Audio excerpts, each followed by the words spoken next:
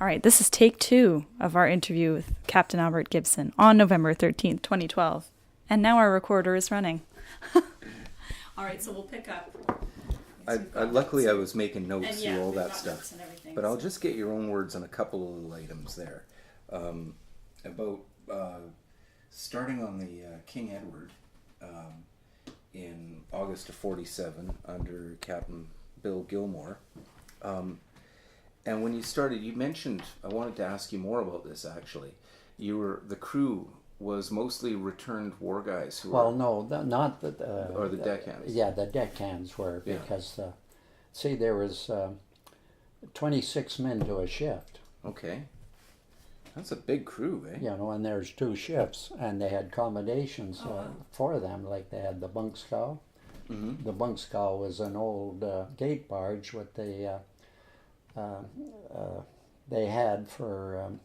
up at Rupert, they had nets across for the war, and this is what they used for the whoever was looking after it, sailors or... Yeah. Ernie Forster worked on one of those in the war in Halifax. Did he? I came across, when I was on the Sampson, an old mate of his who'd known him, and he said he made good scrambled eggs.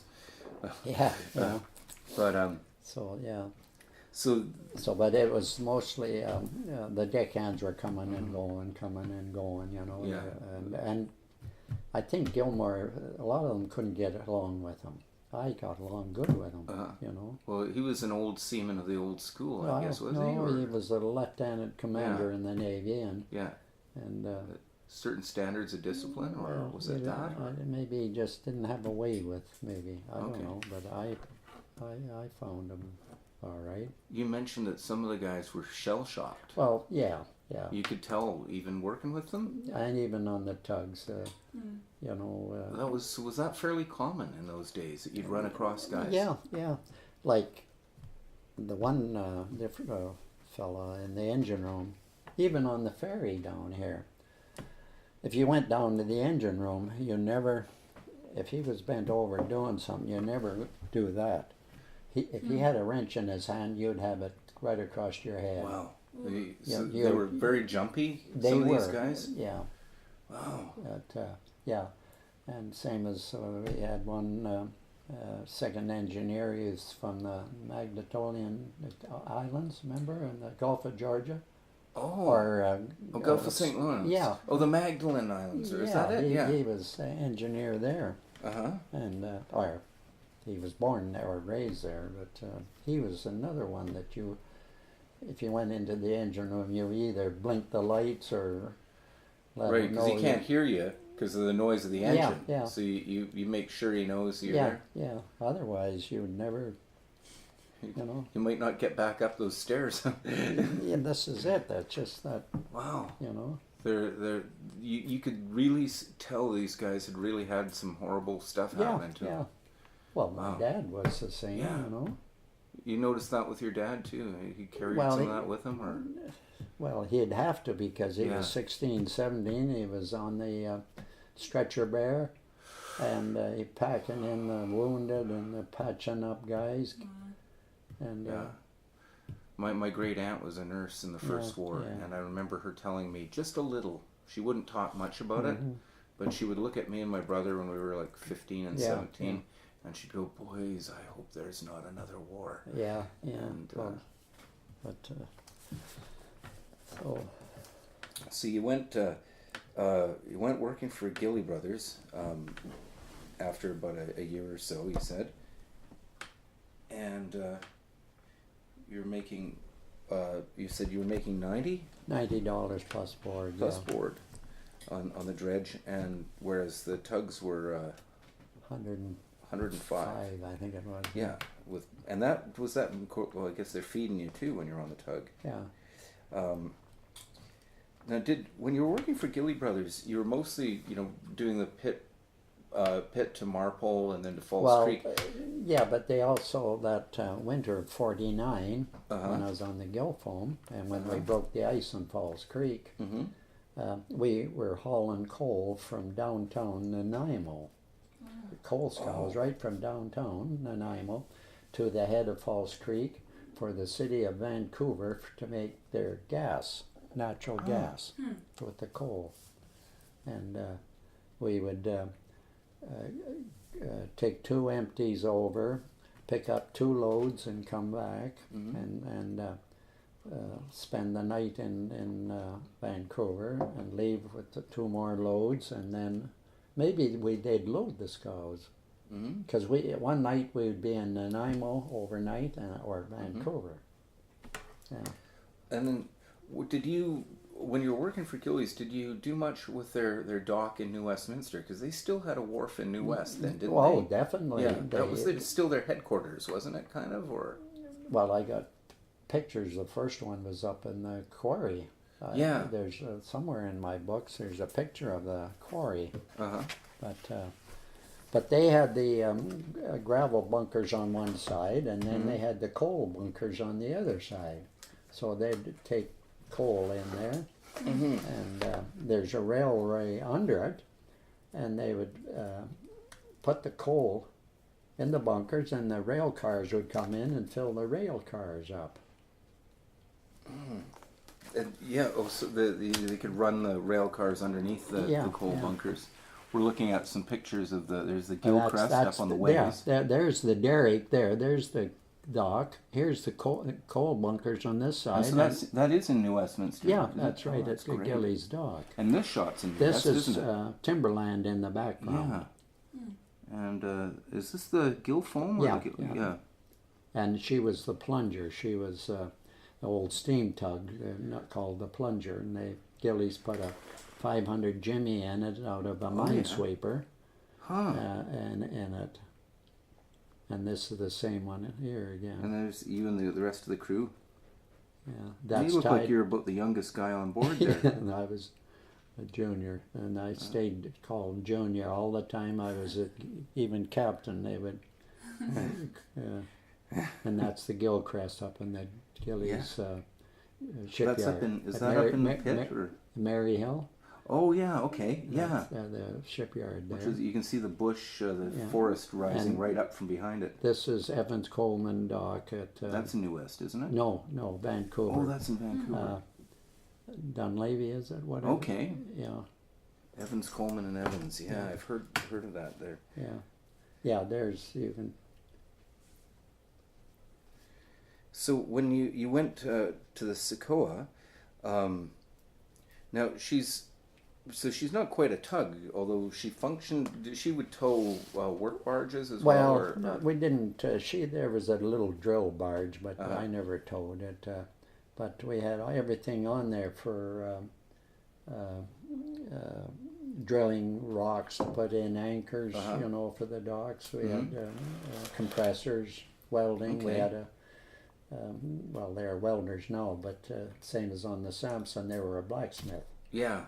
That's what he's called. Yeah. The position was a blacksmith, but they were welders, and you could pack lots of lumber for docks and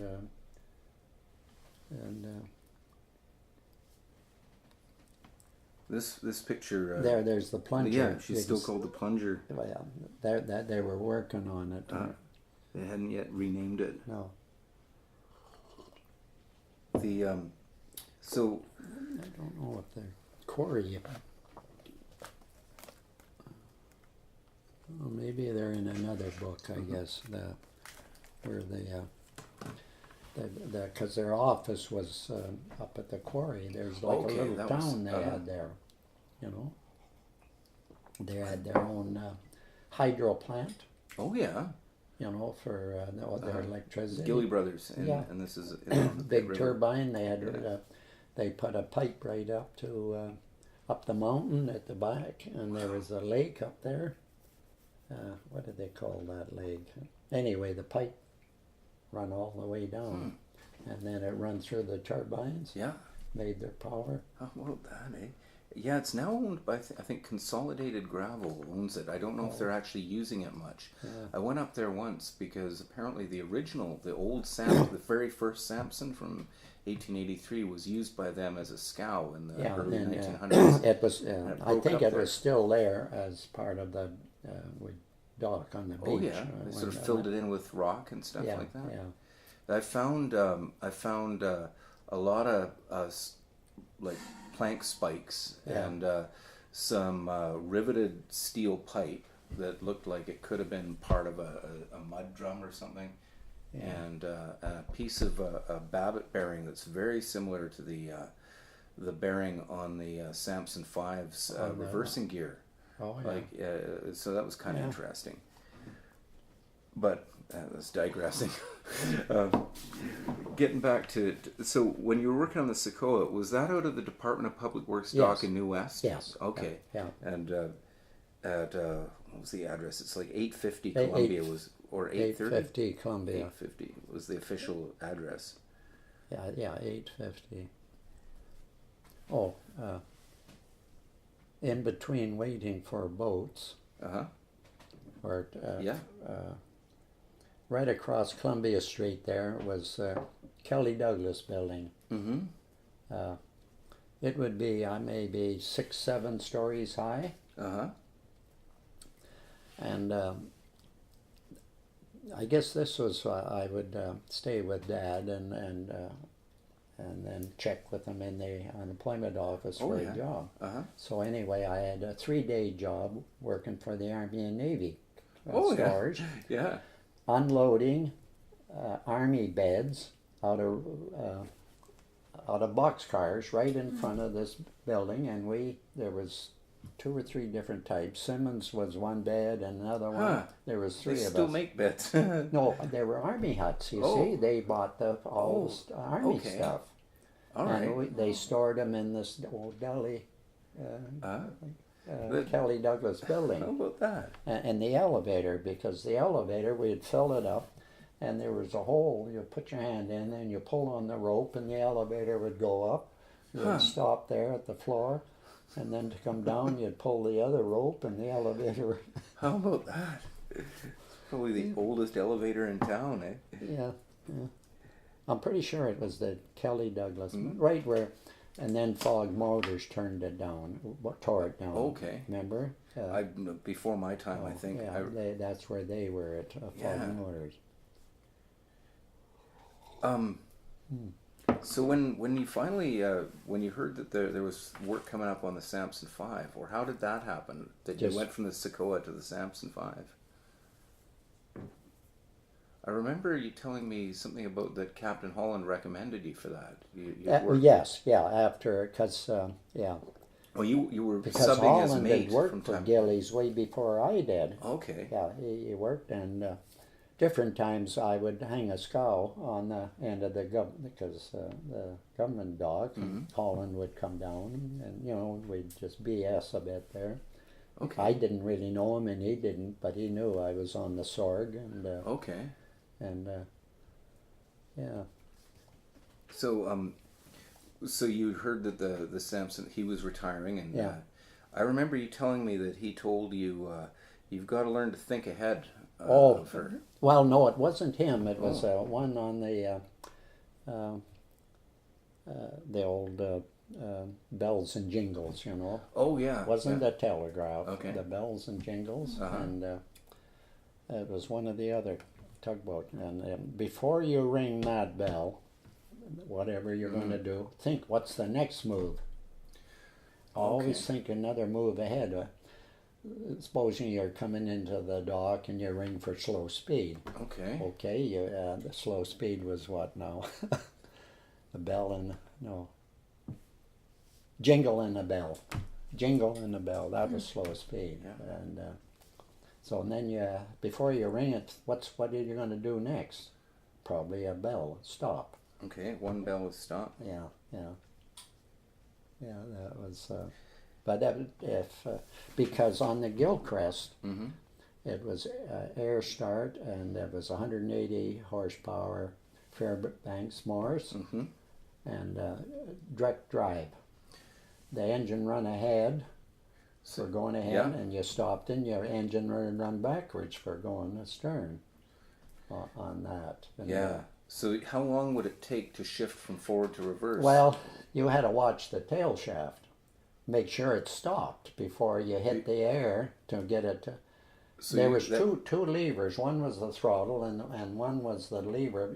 That was to hit the air to go ahead, and the other one was this way. That was to go backwards. Okay. But if your tail shaft was still rolling ahead when you hit the stern, it would go ahead. Oh. You had there was no. You could only stop once it was stopped. You could only reverse it from a stop. Yeah. Okay. And because this time. I was having lunch or something, and we were coming into the dock, and the engineer, I knew he was up, so I went out the galley door and dropped down into the engine room because they standby, you know. So and then he rang stopped, and then full speed astern. Well, Buster McKay, the boss, was standing at the end of the dock there when I hit it. I went full speed ahead because I didn't, and here we hit the dock right under him. Oh man! We just split the piles. The bow went in between the piles. That was good, and in a way that was really lucky. I guess it kind of absorbed the shock. Yeah. So did you get in trouble for that? Or no. Because it was an easy mistake to make, I suppose. Well, yeah. But I think some of them had a foot brake on them. You could put a brake on that stopped. To stop that, because you can imagine that the wheel keeping on turning. It's freewheeling a bit. Yeah. But I think there was a way the engineers, they could hit the air, and not just give it all, just use the air as a brake. But what I was getting at, there was only 7 maneuvers you could do, and you'd run out of air. So that's why if you're landing scows, you're going to use up more than 7 maneuvers, because there was you could pump the air, put the pump in right away to pump. But if you were going to run out, you had to start the auxiliary up, the hurdy-gurdy, to get it going, or get the tug running full speed against the dock or the scow to pump air to be able to, because the main engine had to pump on it too. It would pump fast. Okay. But wow. But if you're going ahead and stop and astern and stop and ahead again and stop and 7 maneuvers and then you're gone. So. Then you're sitting dead in the water, or which could be pretty hair raising. That reminded me, I wanted to ask you about some of the handling characteristics of the Sampson. How long did it take? I mean, there you've got a telegraph instead of a jingle and a gong, but you still have to have a sharp man down in the engine room. Well, paying attention.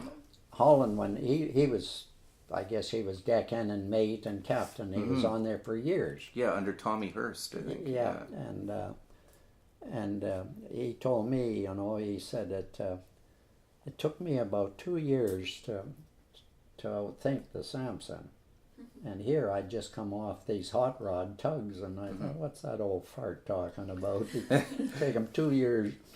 Well, I would say it took me 5 years to outthink that boat. Really? It did. And what? How do you mean that? Like, how do you mean outthink the Sampson? Well, for one thing, you watch the flag, which way the wind's blowing. Going astern, you'd watch either side of the bow, see where your wash is coming up. So if she's starting to slew sideways, you're going to see the wash coming there, out on one side? You just flip the wheel over, boom, you're gone. Right circle, you turn right around.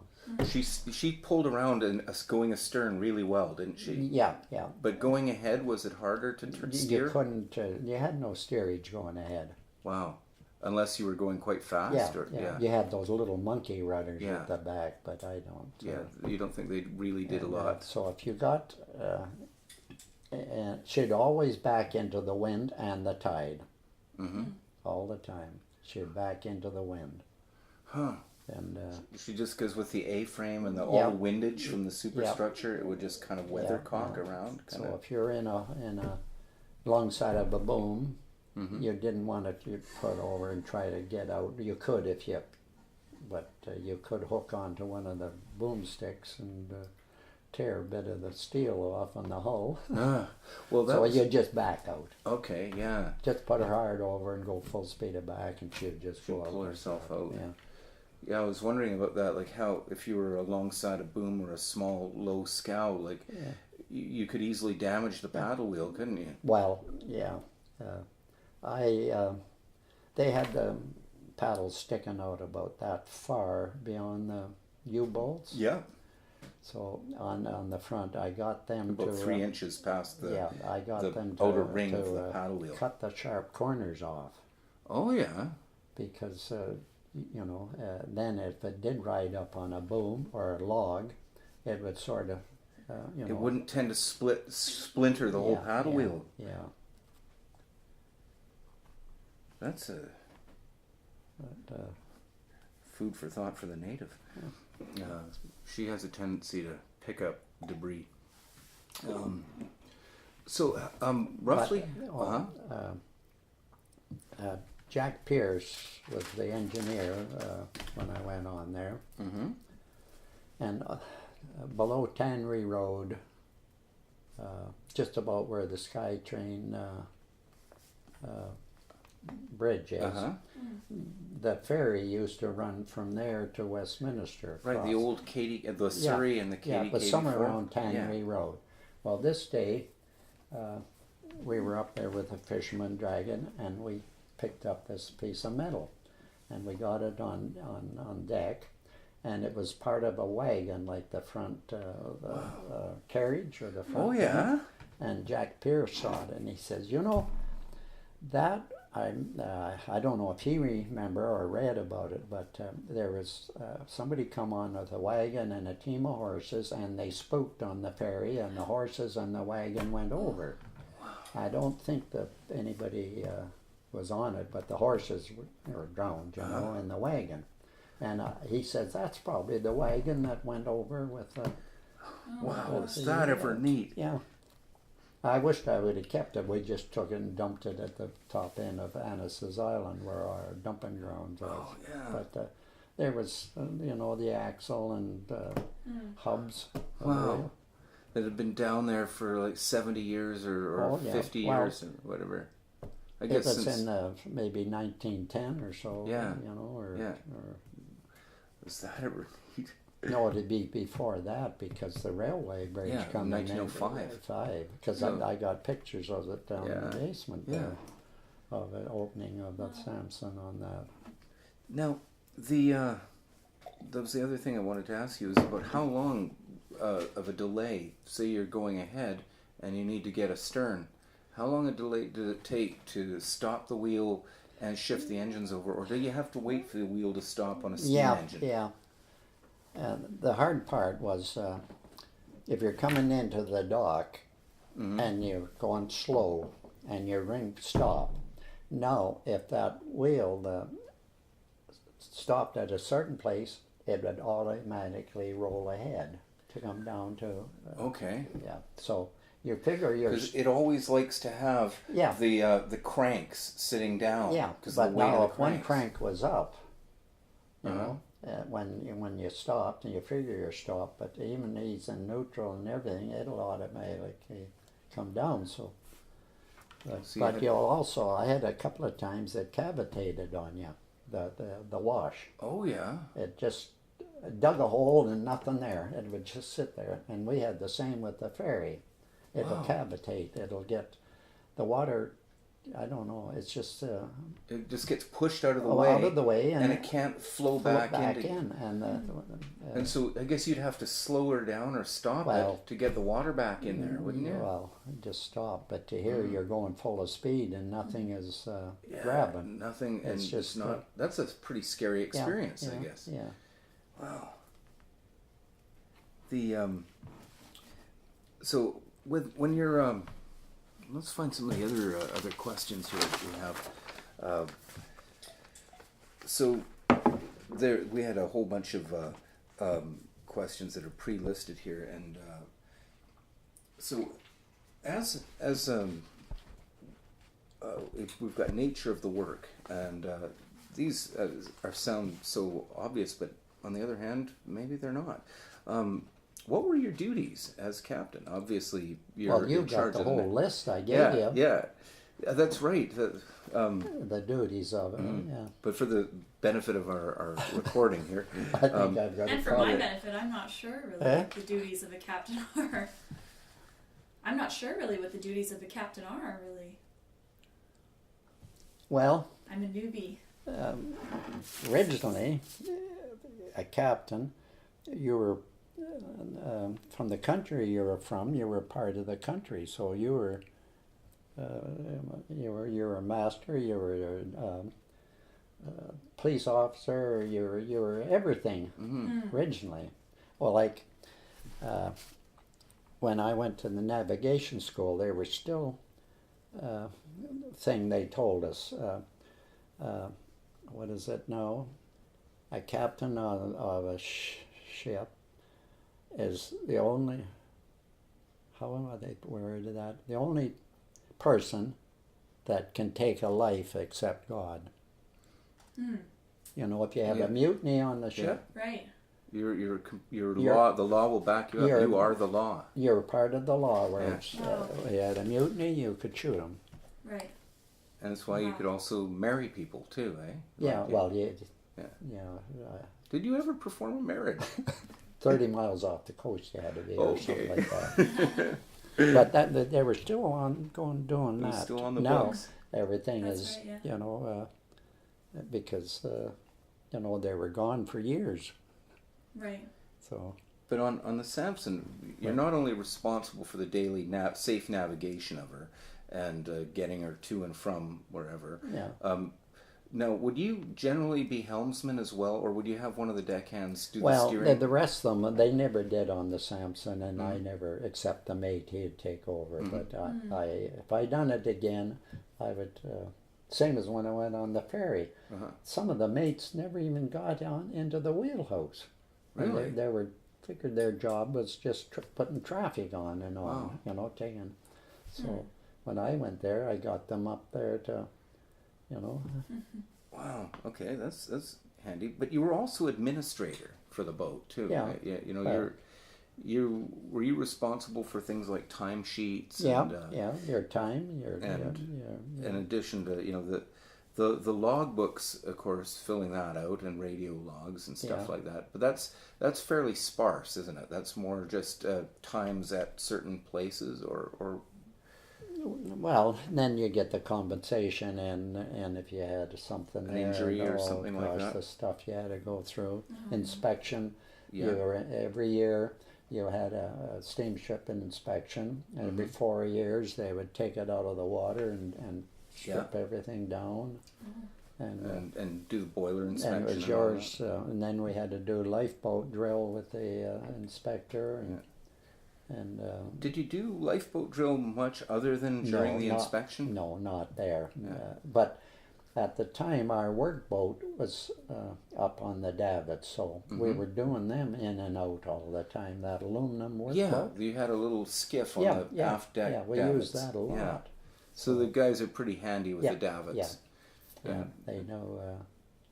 Did you find that lowering the wooden lifeboats, did they leak pretty badly when you put them in the water? No, they were, this is why they, the 1 year they pretty well done them all over, and they were getting pretty ripe. That's when they took them off. Okay, but by 73, whenever they decided to take them off, thereabouts. Yeah, because they were the and Jack Pierce was always with the mounted davits.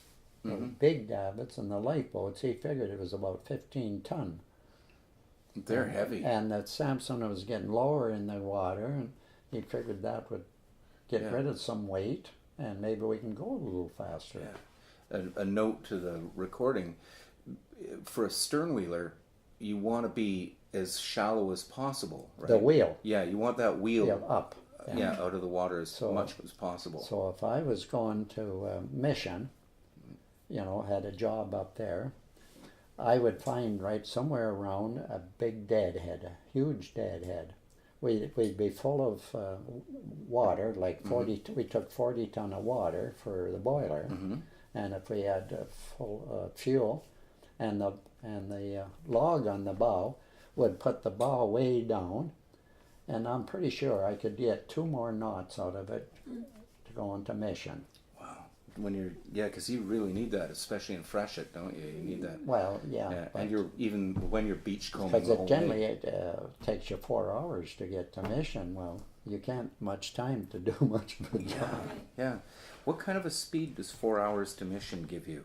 Well, roughly about how many 8 knots? About 8 knots? Yeah. Could she do a bit better at certain points? Like, did you ever get a chance to really open her up? And Yeah, but you could, where we're doing 19 and a half revs at 8 knots. Now we could get 21 revs and do about 10 knots, but you could only do it for about 20 minutes and then they run out of steam. Okay. The boiler was too small. Oh, yeah. And apparently Captain Holland had complained about that. Yeah. They didn't consult him adequately when they did the boiler. And he was proven right Yeah. when they rebuilt the Sampson, wasn't he? Yeah. Like I came across in the archives a bunch of letters from the Department of Public Works and their bosses in Ottawa to finally, they just said in 1960, get her back in. They got a new boiler. Because they replaced the original locomotive boiler handed down from the Sampson 2 when they first rebuilt it. But when you look at the original plans, it's way smaller. Yeah, but even the one they replaced it should have been. It was still too small. Yeah, well. Did you find when you had to use the winch a lot that affected? There was the freshet down at the Sandheads at the mouth of the river. There was 2 buoys that got loose and they got tangled up. Mm-hmm. You know, the chain. Two, they're 9 ton. They're tangled into each other. Yeah. And they were against the rock wall at the mouth of the river. You've been down at the Steveston jetty. Yeah. And so I went down there and I got made the swing and full speed. I was still going full speed, and we got a line on the buoys, 2 of them, and we started to try to lift them up, and we got them up enough, and I couldn't get the stern in because I didn't want to get on the rocks. Right, and start smashing the paddle wheel on the jetty. So I got it working that I could get the bow out. I was still running full speed all the time, and I wanted to get across into the slack water over on the bar there, and I did it. And then Bill Smith was the engineer there, and he says, it's a good thing, he says, because we were running out of steam. Full speed and the winch. Right. And we were going to be out, and I'd be he'd be watching the pressure gauge dropping a little bit, and he's got the fireman up front with the he's burner got the on same full thing. blast. He's watching the steam, and he's watching what I'm doing. I'm going full speed. Well, as soon as he sees the telegraph go slow, and then he can cut back on the throttle for the burner. For the burner. And, but that was scary on that. And once I got in the slack water, we used the 2 blocks. Separate to slap the 2 buoys. It took the whole bow up with the 2 big buoys. They were Some tangled of those are huge, up. aren't they? Yeah. They all had 3-ton anchors, and they're 9-ton buoy. Wow. Each buoy was 9 ton. And then chain on top of that. Yeah, too. yeah. There was 90 feet of chain on each one of them. Wow. That's the lifting power of that thing is just incredible. Yeah. So you had all these other administrative details, and as I understood it, when you first started, you also were responsible for buying food for the boat. Well, yeah. I was. How did that work? I was $1.52 per day per man, and I was to buy the food. And I done good on it, and I fed them better than Holland did. Oh yeah. The farmer, I had a basement in Fort Langley, like a cooler. I'd go get 500 pounds of spuds and carrots and even go to the Okanagan and get my car full of apples. Oh, great. And now, for that, did you actually have to go out of pocket and then they reimburse you, or did you get like a Well, I a got check from the government that I- you could issue, or a checkbook? No, I got a check from the government. To reimburse you. So you had to buy the stuff. Yeah, I had to buy it, and I had, I think it was, well, my wages were only $500 a month, and my food bill was $900, I think it was. You Wow. take, Gosh. and You had to but feed the crew, eh? yeah, but it was the crew never ate on weekends, Okay. but you put in for 30 days. Okay, because So- the boat's victualled for that in case she's called out, eh? Yeah, She's supposed to have food on board. so- And no, I right away I could see it, and they had juice in the morning, a glass of juice, an orange juice or apple Yeah. juice, and then I start buying. Well, I would go right to Kelly Douglas in Westminster, and the cook and I would go over there. that would be Joe Sear in the Yeah. earlier days. Yeah, Joe Sear, and we would buy from Kelly Douglas caseloads and bring it over. How did he respond when he saw you coming on board as captain after all? Well, those I years? don't know if he recognized me. Oh, then or he might not. not have remembered. 'Cause After I it was, was a long time since. Yeah. Yeah, but Ferry Meat Market up by the Queen's Park.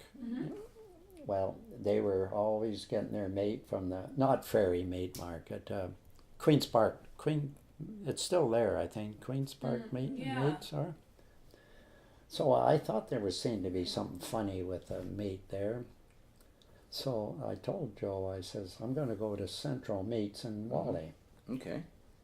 So we went there, and he put the same order I had, and the Central Meats come down, and Joe says to me, he says, what am I going to do with all this bacon? Huh. And it was the same order. Huh. Wow, and so they've been shortchanging you at the other Well, place? yeah. Kinda? Oh. Yeah. That So, just- yeah. Yep, for some more of that coffee. So did you keep going back to the Wally place after that? No, I started with Central Meats in Wally. Okay. And then, I dropped that Queen's Park Meat Market right away. Right, when I found that. Right. And there was Jeez. Dairyland was down every morning with the milk. So they deliver to the boat. They delivered. And Hoffman, Fridays for fish. You know, you had to have Right. fish on Fridays. And he would, from the market, city market, Oh, yeah. he had a stall at the market there. And he would deliver fish every Friday. And the 4X would come, bread, and they would deliver the bread. Okay. And So this is the early 60s, say 64, yeah. 60. And the laundry, I didn't have to pay for the laundry, but we had a big laundry from Burnaby. What's a big laundry there? They would come. And after I left the Sokoa, Dancy went on the Sokoa, and the laundry, he figured there was something wrong with the laundry, so he went and got Ladner Laundry. And Dancy, he was... Terry Dancy, yeah. He took over from me, and the laundry bill went way down.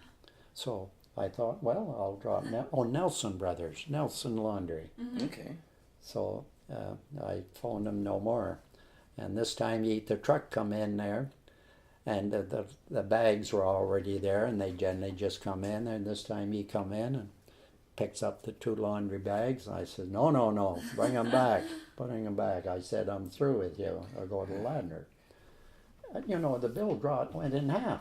The government was paying it. Yeah. Wow. It went in half. That's how they. Oh, and the guy with the fridge. It's still they got the fridge in there, the freezer. Yeah.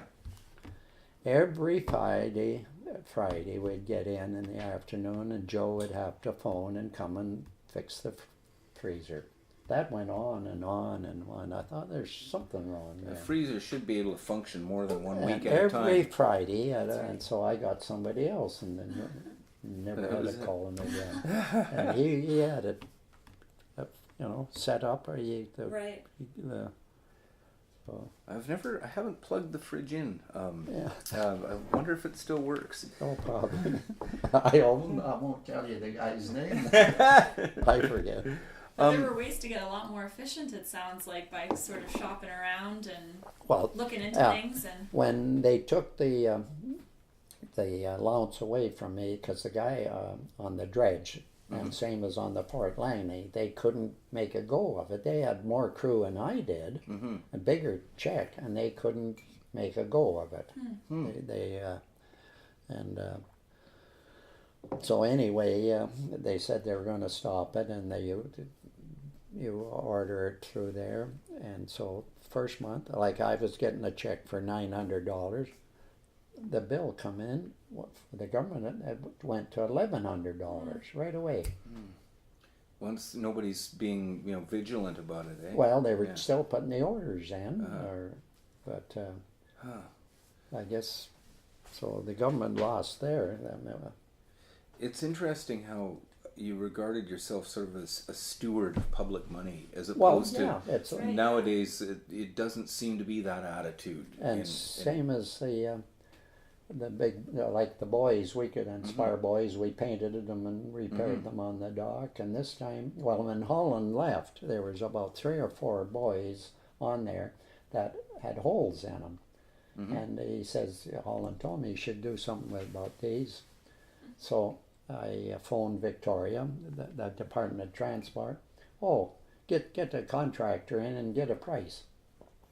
So I went to different places in Langley or in Westminster and got a price for these guys to fix them up. And I got the lowest price. I sent it to Victoria, and get them down, get them fix the boys, just like that. Oh, and they've been just sitting there for a while. Yeah, some of them, they get bullet holes, and especially Pit Lake. They want to shoot them, and they got bullet holes. Guys are up there just, it's a good and target. They won't sink because they always, there are traps in the bottom. They'll just get way down low. Okay.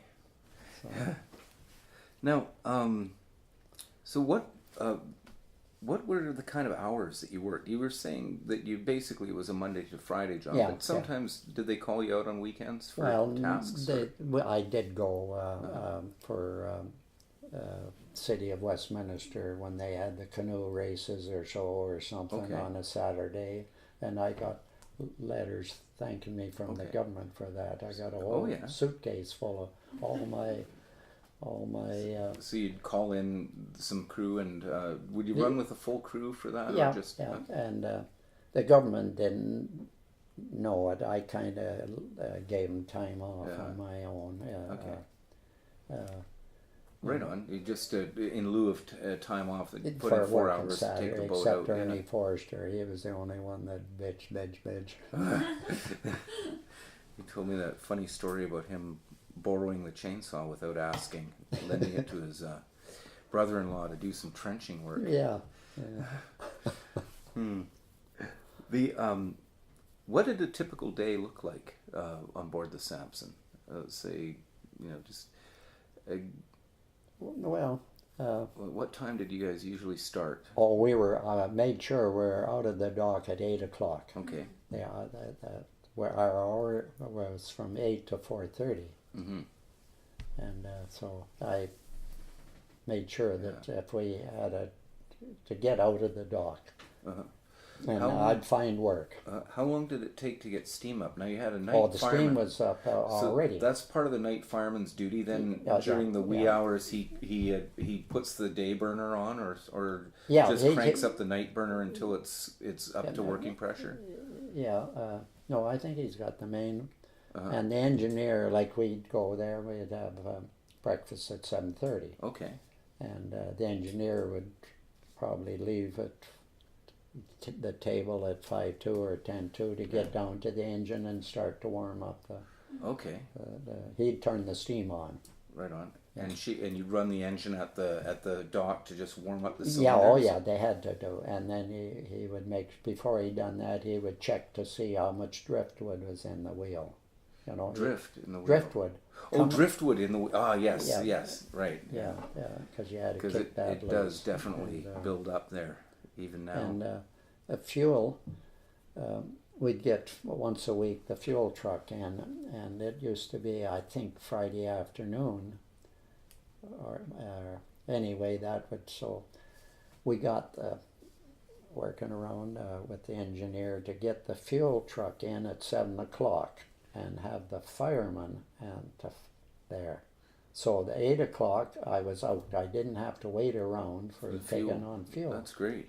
How much fuel would he take on every week? 18 barrels, I think. Does that sound right? Oh, that's times 35 gallons. Is that a barrel? 35 45. Gallons? 40, okay. I think it was just one of the small fuel trucks, Okay. not Yeah. the big semis. Yeah. And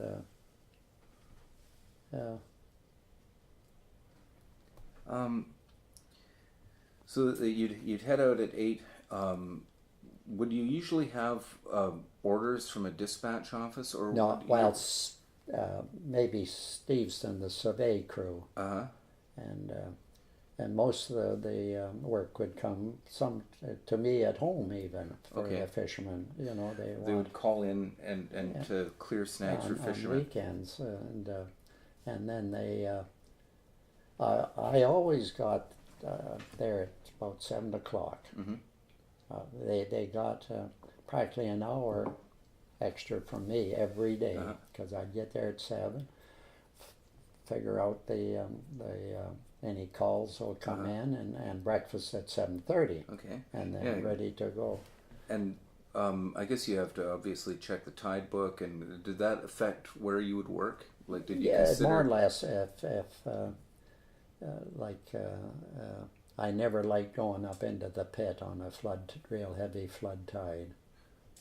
Oh, because you'd think that would push you up there better. Yeah, but then not it means the bridges. Because then you're coming up against the and with you've the got tide a behind dog you leg there too when you go through the traffic bridge, and then you jump over for the rail bridge. And and they were always, especially the traffic bridge was And that usually means you got a strong ebb coming back down too. Well, that wasn't too bad there, but the railway bridge, Bruce Stewart was the tender on it, and he lived not too far, and I'd blow just about at above Harkintoan, blow for the bridge. And before I left, I would phone the traffic bridge on the telephone. Okay. Because they weren't on the bridge; they were in that hut. Yeah. And I says, "I'm coming up." So I'll be up there in like an hour or something. Well, they could see me. Yeah. They could see me, but they would keep waiting because they got the traffic on the bridge. Right. And they would wait as long as they could before they stopped. And I was getting to the point every time. Now there's a point here of no return. Oh. You know. Yeah. And they still got it closed, and a flood tide Pushing you up into pushing it. you up, and that was. Wow.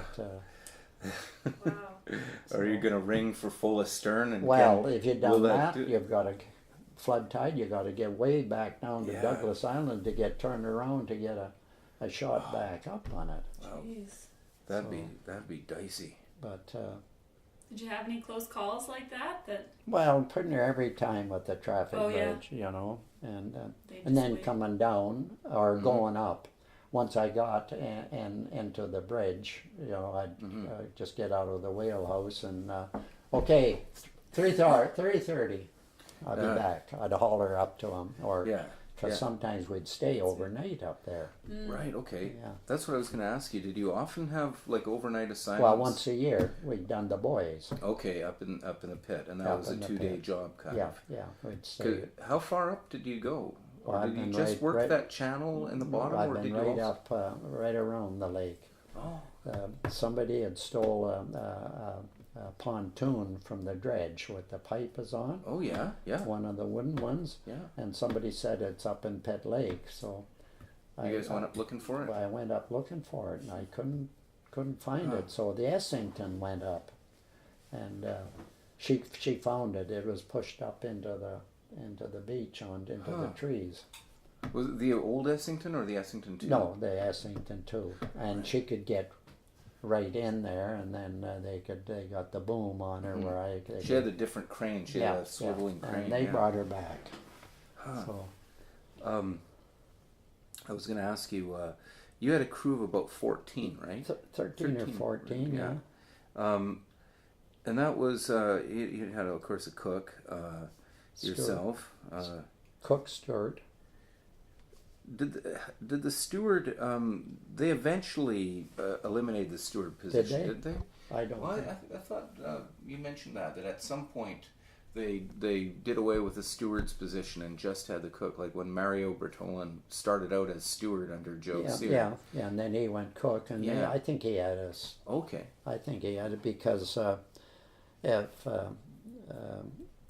we were sailing and the steward never showed up, I would get I had 2 deckhands. I'd get one of the deckhands to go help the cook. Okay. I figured that was more important than being on deck. Yeah.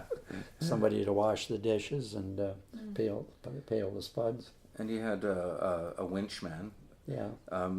A bosun as well. A bosun. He was a blacksmith. They changed it to bosun. So he was originally the blacksmith. And 2 deckhands. A mate.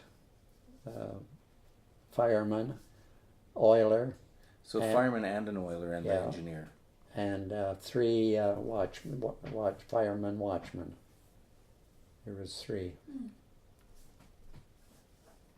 Now, would they wouldn't normally come with you, would they? Or we had to take, if I was going to mission or overnight or the pit, they would have to. Because you needed somebody on the boiler overnight. Yeah, well, actually, they would have to be 2 because had to be someone from 4 o'clock to midnight, and then from midnight till we take to dawn. Yeah. So there would be 2 would take overnight. And the 3rd watchman, I guess he was the evening shift, or no, he was home. Okay. Okay. Yeah, they had a pretty good shift, you know. I think.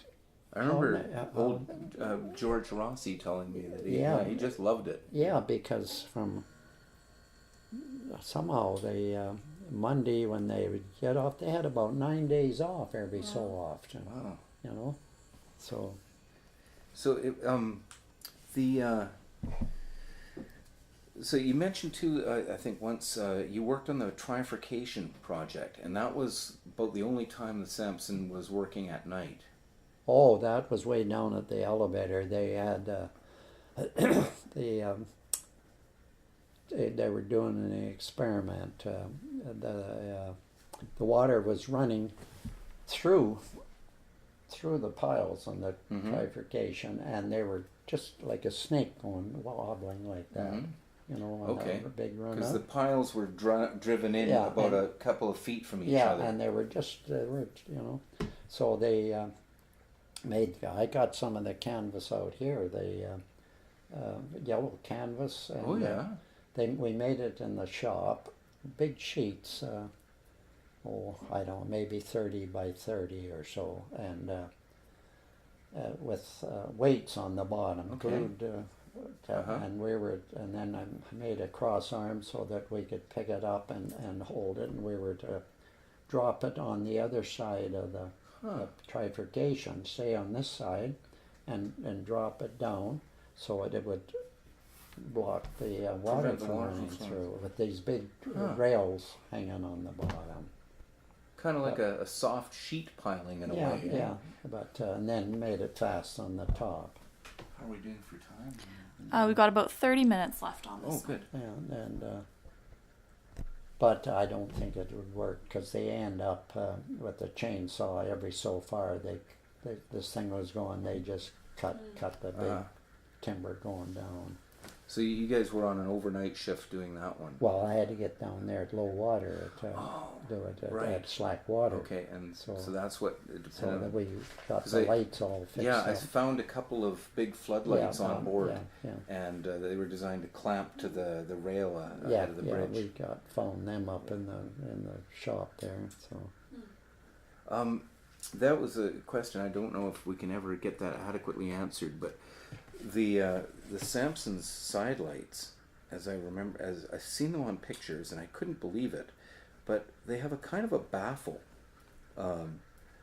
ahead of the lantern, and it looks like it's, you know, it looks like it would prevent the lights from showing dead ahead. Well, and I remember I asked you about that Yeah. before, and you couldn't remember for sure whether you'd seen that. But I couldn't believe it myself. I didn't want to install it, but it was. I found a picture of it, and you could definitely see that there are these little baffles, and it looks like it's designed, and you would think that's in contravention of the rules of the road. well, Because yeah. but I guess it was sort of a moot point because you weren't really in need of your side lights that Not much. too or much, yeah. Well, we had fog and that. I guess. like now, November, December. You know, say if we were upriver, I'd come down. I'd have to have navigation lights on because 4:30. It's dusk dark. and It's dark. dark. So everybody had, you know, their specialized tasks for the most part, I guess, on board. And I know that, you know, it's only a crew of men, but were there women working on the water at all in your time? Or Not too much. Yeah. No. In the early days, they would sometimes have a steward and a stewardess who may have functioned as a night watchman couple on some of the boats. Yeah. I've just found them in I think old logbooks and stuff. the Sokoa had a woman cook. Oh, yeah. I think before me.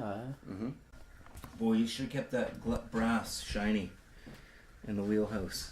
Yeah. Well, that was the night watchman. He every night he swept the wheelhouse floor and Better turn this and back shone- on. It's and on. shone the brass. And well, this is the quarry. Oh, up in Gillies Quarry there. Yeah, that's their office. Huh. Yeah, Oh, and you can see that. yeah.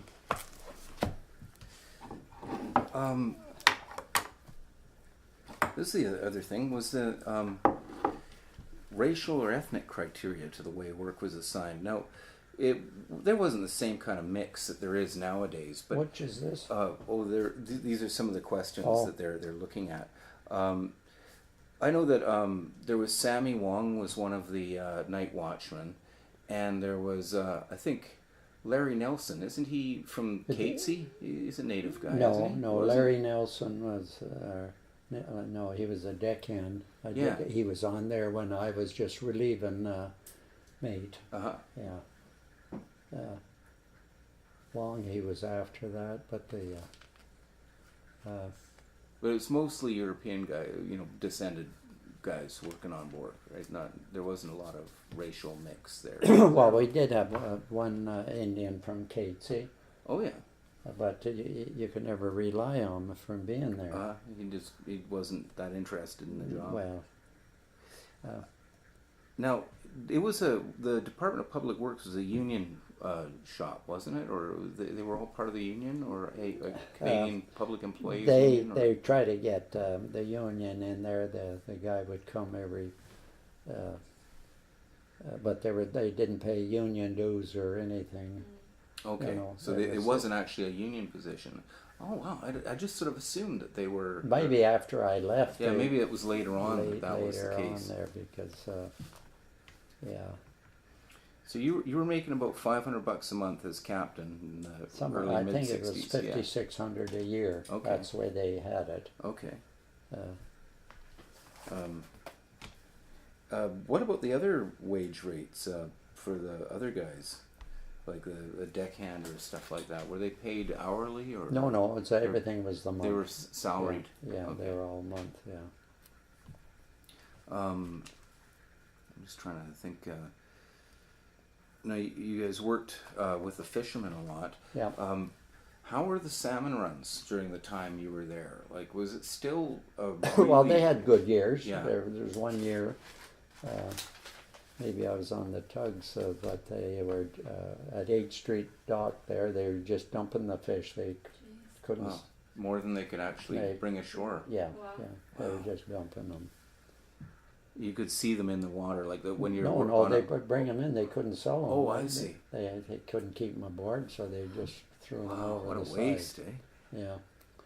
But could you see the fish in the water on a good sized run? There was one run just above Stevenson there, around Finn Slough there. Mm-hmm. You know where Finn Slough, and we were going down, and it just looked like rain. They're coming up, and I was sure that we're going to get some on the deck. Oh, like just smacked by the paddle wheel? No. Oh, just jumping. They were just jumping, just like raindrops all over there. Wow. And I thought, they're going to be one of them should get some fish on board. Yeah, but they didn't. But that's how thick that one time was. It was just a school of them. Yeah, the best I've seen is just the occasional one jumping. Like nothing close to that. Yeah. Some of the other. I'm looking at machines, tools, and equipments used over the years, but most of that didn't really change on the Sampson, did it? The machinery, equipment, tools, it was mostly pretty much the same when you started. Yeah. They never fitted her with radar. Your deckhand, your depth sounder was a deckhand with a pike pole kind of thing. Yeah. Or the lead line. Yeah. And you were responsible for surveying with a lead line, weren't you? Like for the dredges and all that? Well, we worked with the Stevenson survey crew. They'd come out, use our work boat and the deckhands, because all the survey marks, we had to keep them clear of brush. Those. Every 500 feet, there were triangle and what were they? For like range markers? Range markers there along the beach. Yeah. And twice a year the survey crew would take the soundings there, and then they could know where it needs to be. And then that would be assigned to the dredge then to where it needed to cut. And we were to keep the brush cut so they could see it. Even the Department's transport, the range markers for the big ships. And so, that's what another thing I was going to ask you. Like, you guys are dispatched to do this sort of thing. Who were you sort of answerable to? Like, who was the manager that was in charge of the Sampson's deployment, or was that? Well, the maintenance was Folks, Jimmy that was Folks. James Folks Senior. He was for the operating. Made sure that everything is running. Mm-hmm. But I guess. Well, I should. It was Alan Webster was superintendent of works, but he wasn't. But he was with all the engineers, civil engineers. He was in charge, and then each each engineer had a certain area. Same as when I was on the Sakal. One would have the Gulf Islands, and another house. Engineer, was that the position? The district engineer, is that his position? No, that was the big shot. That's the overall guy. Walkie, yeah. And then Koropatnik come in. He was the. Do you know Walkie's first name? I can't remember. I've come across his name before. I probably got it in somewhere. Yeah. In the thing there.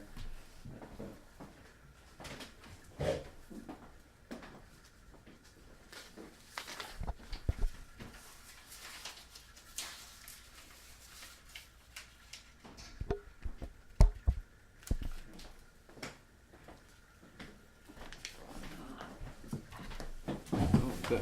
More paperwork. You've got an amazing archives.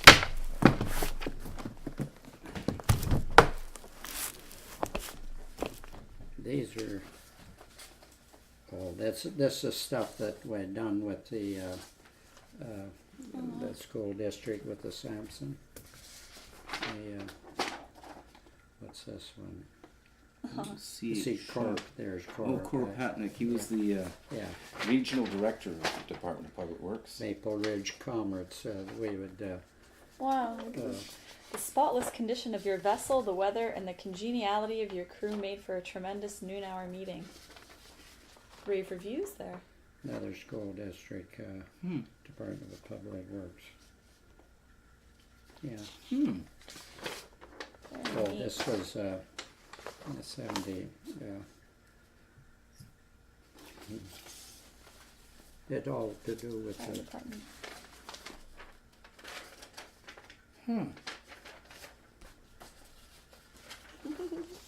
So this is, other things besides Yeah. Right. pulling snags and. Yeah. So did you always work a lot with the community, sort of the local? Well, they, I guess. Or they wanted to come on. And, Yeah. And I'd have to get the okay. I would never say yes. Come. I said you phone Mr. Robertson or something. right, Get yeah. permission to come and. But there's. It'd take you a month of Sundays to go through all You've that. got a lot of really interesting Eh? documents. You've got a lot of really interesting documents. Oh, there. there's Don Dodge. Okay. Yeah. What's this? Well, he's the project manager for Marine Plant and Well, dredging. he went with the Harbor Board. Okay. Don did. And you guys escorted the HMCS provider and into the Yeah. in yeah. '74. And I don't know. Huh. Very neat. Oh, superintendent of lights, yeah. Yeah. Well, I worked. W.M. Exley, yeah. Yeah. Maintaining the lights on the river. Yeah. Yeah.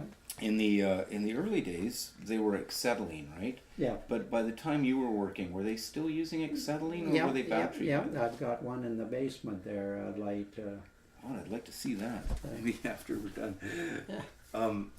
But When did these change over from acetylene lights? And how often do you have to fill the tanks for an acetylene well, they light? done them yearly. The tank in the buoy would last all year? On the coast, and because the whole buoy, the belly of it was full. Oh, it was all full of gas. Yeah.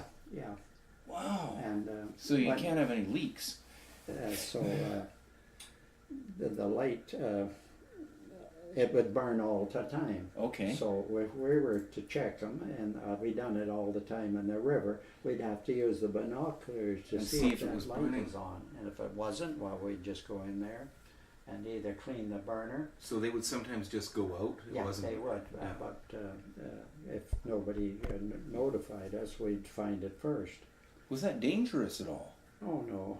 And, No danger of like and build if up it was gas? empty of the belly of the big boy, Uh-huh. we had acetylene bottles. So we'd strap on a acetylene bottle on the A-frame, on the cage, Uh-huh. tie it on there and run Okay. the line up to the light. Okay. Yeah, and then it would then... How big an acetylene bottle are we It's just talking like a about? acetylene Like a bottle. welding bottle. Yeah, So yeah. it's not under really high pressure in the big. Well, no, there'd be... Well... But anyway, 'cause it's like 2,000 pounds in the bottle, but inside the buoy it's Yeah. probably only a couple hundred pounds. Yeah. And then they come, put the Melry pack batteries on, those big batteries, Melry. They were big dry cell batteries. Yeah, eh? and they'd go to the light, and there was 4 bulbs in the light. And if one bulb burnt out, it would click, click, click, and go to the next bulb. Okay. So we'd check them out and renew them if they need it. But the range lights on the river, around Sunbury, the big towers, Yeah. and there's a light on it. Yeah. Well, we would once a month we would go down and we'd just change the bulbs. If they were burnt out or not, we'd put a new bulb in up on the range lights once a month. Just in case, because they it was couldn't generally, afford to have them go out. Yeah. In any given and time. just above Alec Fraser Bridge, there's one there, Yeah. and there's a farmer. We'd have to go through his place to go to the tower, and we'd change the 2 bulbs. They were a good one. And the crew, when they were walking back, the 2 we took out were good. We'd put them on his porch, Oh, okay. Yeah. So, Terrific. Yeah. So, when were they changing over from acetylene to dry cell batteries? Was that? well, they changed over, and I didn't know it. And I come and put Crescent Island, Uh-huh. change it over, and they sent the light over. And we get up there and we put the light on. Damn thing wouldn't work with the battery, and it wouldn't work. Oh, wow. So we get down to Ruskin down there, and the crew brought it into the hallway they were working on, and the light come on. Oh, because you hadn't realized that there was a little light sensor. The sensor. So they found that. So and then I whipped around back and put it up at Crescent Island. They could have bothered telling you that ahead of time. It might have saved some trouble, wouldn't it? Yeah. Jeez. So anyway. It's about 10 minutes left on this tape there. Okay, well, we've got a whole bunch of more stuff to go through here.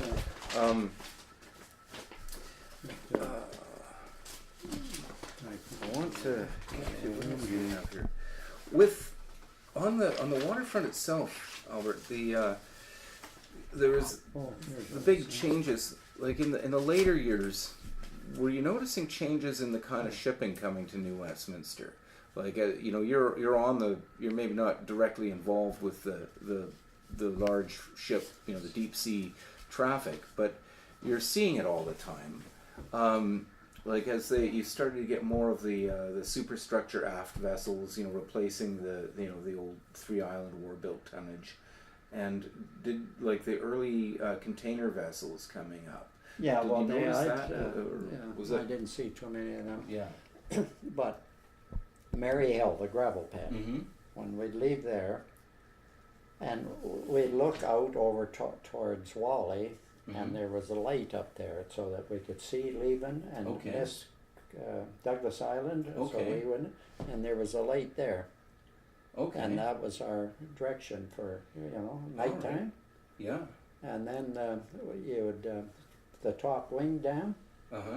There was a light around the penitentiary. Okay. Yeah. That would show us where that was, and there was never a light on a pier on a bridge. Never a light. A Pitt Bridge, Marple Bridges, there was no lights on the pier. So you just had to figure that out? Yeah. Like try and position yourself as best you could? Yeah. Wow. I remember you telling me about coming down through the New Westminster Rail Bridge in the fog. And I want you to tell me that story. I want to get that on tape, because that's an amazing story. Well, which one? You had to back the vessel down through. You had to back her down. Oh, that was the Sampson. Yeah, through the Sampson. Yeah. I left Mission.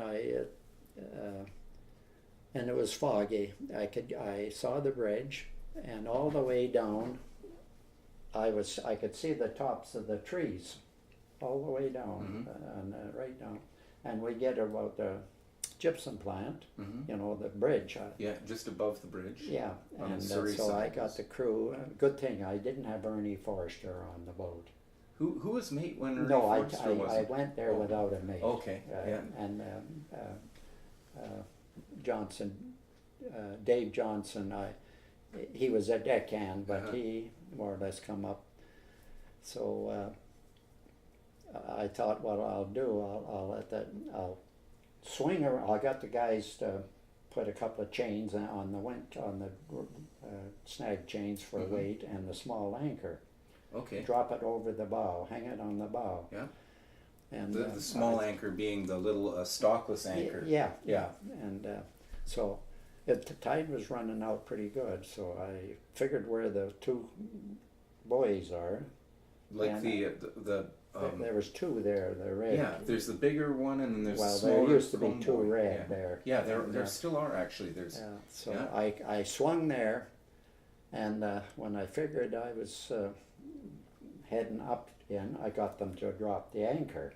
Okay. And then I went slow astern all the way down. Then I spotted the buoy, and I had Dave Johnson away at the stern by there to see where the bridge pier was. I was dropping down, and he was hollering to me where I had the bridge open. Yeah. Where the pier was. So once we got the stern. So were you effectively dragging the anchor on the bottom? I was dragging it. Okay. All the way down. So if you shut off power, she would hold. Yeah. Okay. Yeah, it would, because I had two of those snag chains, and that's like, maybe 500 pounds or so there, Okay. beside the cable, on the winch, the one Uh-huh. we could take up in a hurry. And once I got entered in there, and then I gave the signal to pull the anchor up. So I went right through, and then got through that way. Wow. But did you find that you would use the whistle and fog, like echo, to try and echo or echolocate yourself a bit? But sometimes down the North Arm, when we had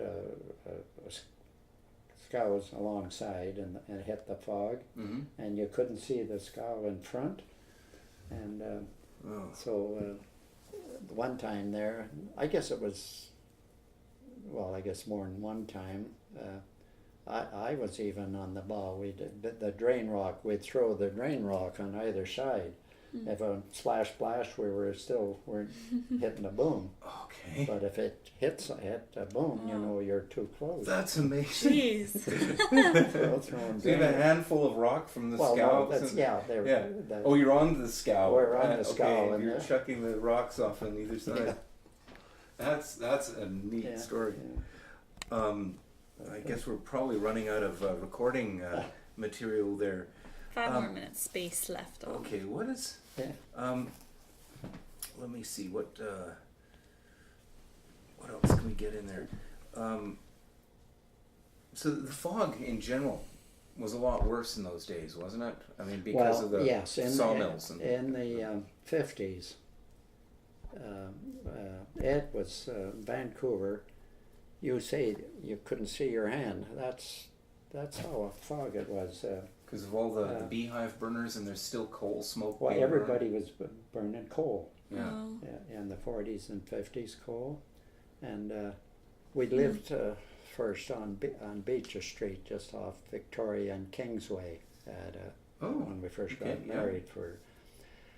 And I had a '39 Ford, and I was trying to find the house, because I got Kingsway and then up Beecher Street. So I thought, well, we got to be there. So I stopped and I walked to see a number on a house, and I tripped over a hedge. Oh. I couldn't see it. It was a hedge. That's incredible. And another time from Marine Drive, coming up Boundary. Uh-huh. There's a bit of a turn there, so I opened the door and I was watching the yellow line. Uh-huh. That yellow line. Oh my God. That's how thick it gets. People it's hard to imagine that, you can't, because we never get that experience anymore. On Gilly's dock, they had the triangle on there with the, bang, bang, bang. So the dock guy would ring that in the fog? Yeah, he could get you in. And this time, I was on the Sorg. I was on the flying bridge up. The Sorg, S-O-R-G? Yeah, okay. That was the tug. And I was out on the top. And Walt, my mate, was on the bow of the boat. And we got in with the ringing of the thing, but after you pass them, you're going into the slip there. Okay. We never saw it. Boom. I run into a scow. Oh. And Walt was standing on the bow. And you couldn't even see it? No. Oh my gosh. It's just complete blindness, eh? Yeah, just... But I guess radar was just too expensive and cumbersome. No, there's no radar. Yeah, hardly anybody had it, other than the Navy, I guess. Even the first tugs there was no radio I was on.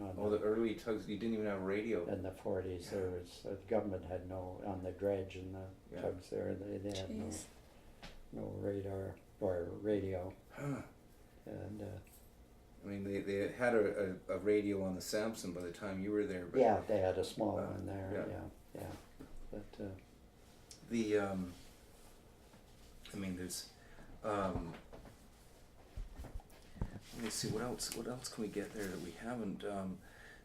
So basically, when you left the Department of Public Works, or did you leave the Department of Public Works to go to the ferries directly? Yeah, I gave them 2 weeks' notice. Okay. What made you make that decision? Well, they brought the union in. Okay. Production dropped. It did. Wow. It did. It just, and the crew were bitching all the time, and you know. Yeah.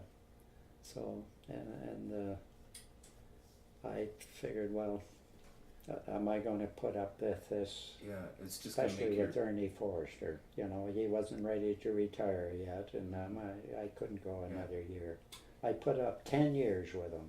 Wow, you guys, it didn't get along with right from He the never word got go. along with anybody. Okay.